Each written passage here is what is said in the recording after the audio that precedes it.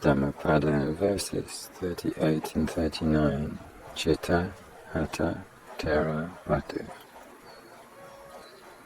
Anuvatita cittassa sadhammang avijanato pariplava pasadasa panana paripurati.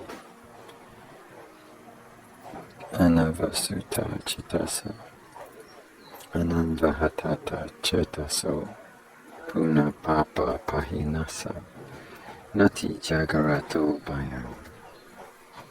38. If a man's mind is unsteady, if he is ignorant of the true Dhamma, and his faith is wavering, then his knowledge will never be perfect.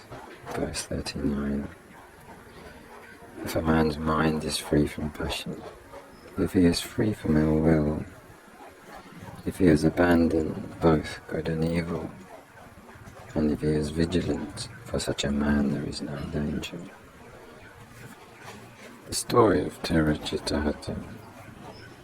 While residing at the Jetavana monastery, Buddha uttered verses 38 and 39 of this book with reference to Thera Cittahattha. A man from Savatthi, after looking for his lost ox in the forest, felt very hungry and went to a village monastery where he was given the remains in the morning meal. While taking his food, it occurred to him that even though he had worked hard every day, he would not get such good food, and it might be a good idea to become a bhikkhu. So he asked the bhikkhus to admit him into the order. At the monastery he performed the duties of a bhikkhu, and as there was plenty of food he soon gained weight. After some time he got weary of going round for alms, and returned to the life of a layman. A few days later he felt that life at home was too strenuous, and he went back to the monastery to be admitted as a bhikkhu for a second time. For a second time he left the order and returned to home life. Again he went back to the monastery for a third time and left it. This shuttling process went on for 6 times, and because he acted only according to his whims, he was known as Thera Cittahattha.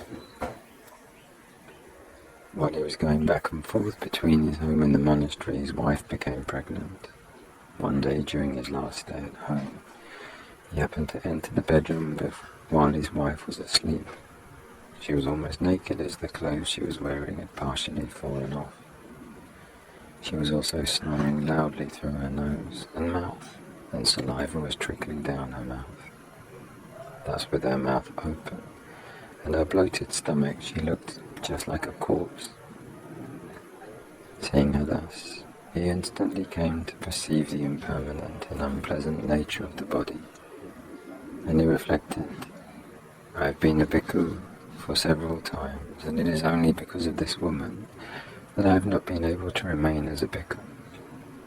Hence, taking the yellow robe with him, he left his home for the monastery.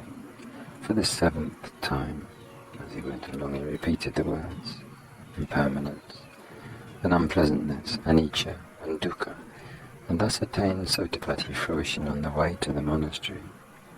On arrival at the monastery, he asked the bhikkhus to admit him into the order, but they refused and said, we cannot admit you as a bhikkhu. You have been shaving your head so often your head is like a whetting stone. Still he entreated them to admit him into the order just once more, and they complied. Within a few days the bhikkhu Cittahattha attained arahatship together with analytical insight. Other bhikkhus, seeing him staying on for a long time in the monastery, were surprised, and they asked him the reason why. To this he replied, I went home when I still had attachment in me, but now that attachment has been cut off. The bhikkhus, not believing him, approached the Buddha and reported the matter. To them the Buddha said, Thera Cittahattha was speaking the truth. He shifted between home and monastery before, because at that time his mind was not steadfast, and he did not understand the Dhamma. But at this moment, Thera Cittahattha is already an error. He has discarded both good and evil. Then the Buddha spoke in verse as follows. Verse 38. If a man's mind is unsteady, if he is ignorant of the true Dhamma, and his faith is wavering, then his knowledge will never be perfect.